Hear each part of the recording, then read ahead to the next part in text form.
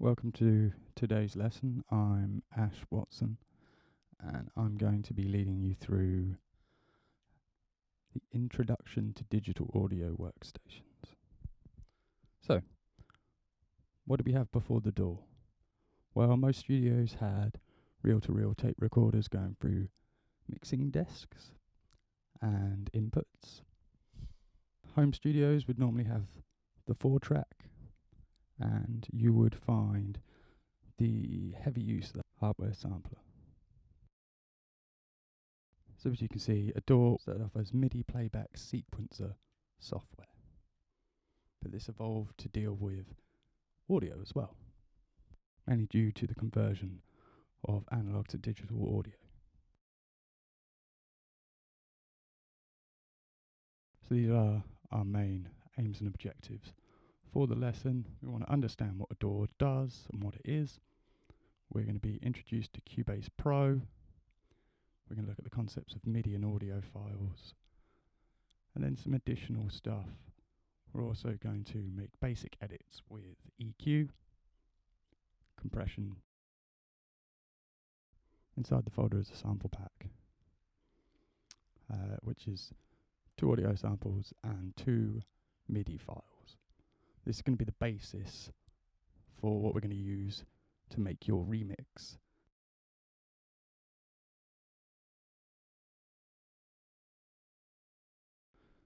This is the handout for shortcut keys, both for Logic Pro 10 and Cubase 10.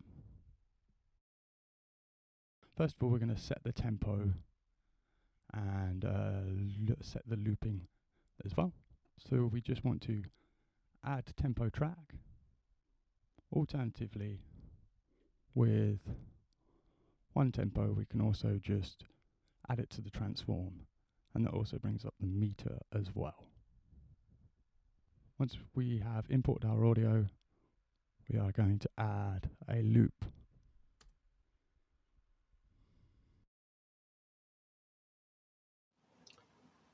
First of all, we're going to work on adding a audio track. We have a couple of ways we can do it.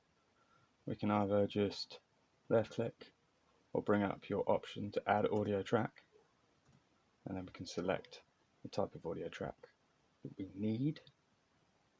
In this case it would be a stereo, or we can import with Cubase and with other files. So if we go import audio file, at the marker that we're at, that is the guitar stem I'm looking for from the sample pack. Set the right tempo, so we're just going to go open. It's already in my project, so I'm going to reuse, and that imports that into project. Next up is adding a VST instrument, which is where we're going to assign or import the MIDI clips into. And then we're going to look at choosing our final instruments as well. The joy about MIDI is it's so diverse. Does anybody know what MIDI stands for?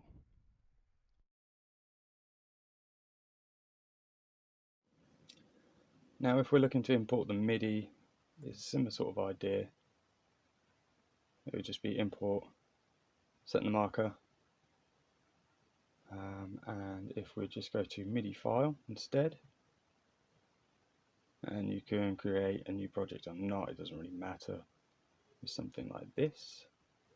We go no, and then we can bring in drums and the bass. So now what you'll tend to find, dependent on how you've burnt out the MIDI, like I have, it will define what type of instrument and whether you put the information in for the instruments to come up directly. We can check and see, so it's just the Halion Sonic, so it's just the standardized MIDI, so it'll probably be a piano. So just watch out for that. It is easier to copy and paste directly from the folder into an instrument track already open, or just add instrument track instead. In this case, I already have them in my project anyway. Here, the joy with the MIDI as well is it is not tempo affected, so we can change the tempo. So now we've imported the bass for the audio. I'm using a traditional Rickenbacker bass, but you can use any instrument with this pattern. A slight edit on the original bass line from Come Together. Okay, sorry. Yes. And as I stated before, the joy with MIDI is we could change the tempo, double speed it, and it would still just adjust automatically. It's actually from a drummer called Stanton Moore, who does jazz, hip hop, and rock drumming. So we're going to mix that together as well. This is just in Slate SSD drum sampler, but you could put it into any drum sampler.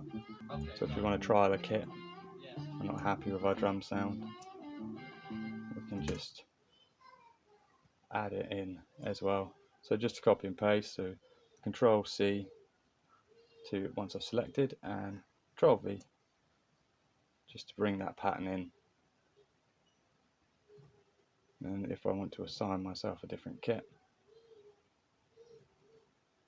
then from here I can just test.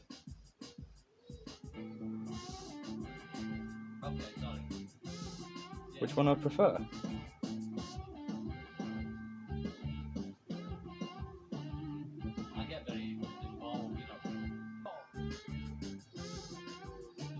And with this MIDI, this is where we really have an advantage. Then when we talk about exporting out audio later, we can export the MIDI programming out as audio, then mix it in once we're happy with the performance or the piece we have. And then that'll save on some CPU as well. Okay, this is the frequency spectrum split up across most orchestral instruments, and so that helps visually. We're going to use this across many lessons.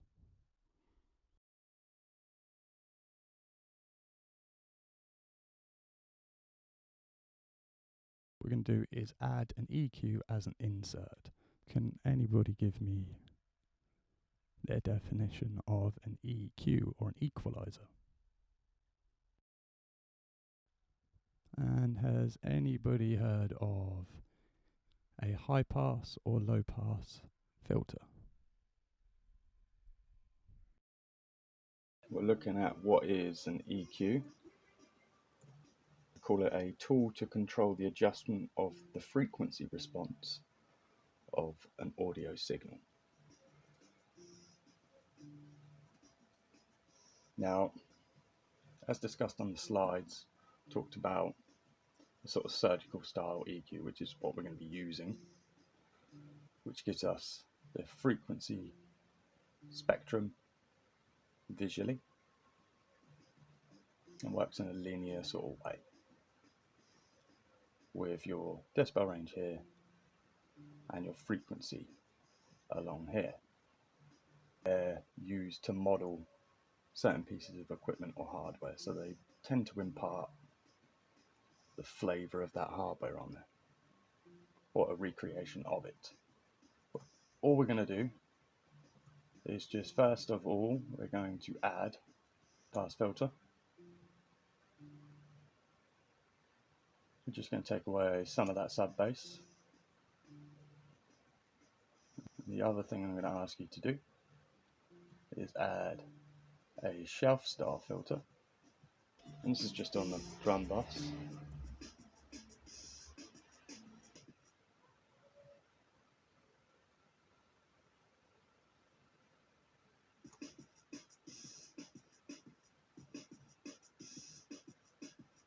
So I'm just looking for a boost at 7K shelf, compared with the Neve style, which is a boost at 12K. Exporting audio is going to be an additional task due to timing constraints, but the aim is to export out audio of our project. Also, these are other additional tasks using compression adding an effects send, and the final but longer individual task, which is to produce 16 bars of a remix.